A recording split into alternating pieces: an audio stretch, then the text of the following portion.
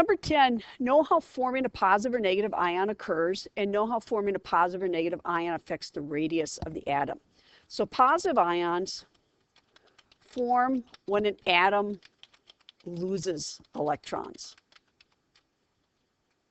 And that's because electrons have a negative charge and protons have a positive charge. So normally in an atom, you have an equal number of protons and electrons. So if you lose electrons, you now have more protons or a positive charge.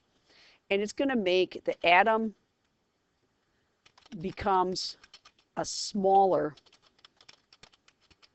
positive ion because you've lost some electrons. So at the very least, there'll be fewer electrons left in the outer shell to repel, and more often you lose the whole outer shell. You empty out the top shell, so it becomes much smaller. So negative ions form when an atom gains electrons,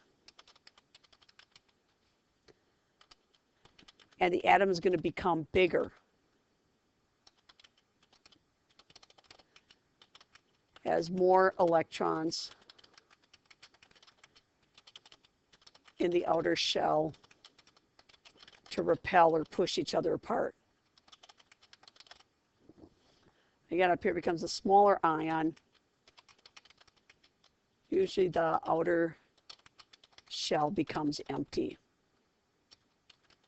making it a lot emptier. So how do you know if an atom is going to gain or lose? It all depends on how big it is, which takes us to number 11.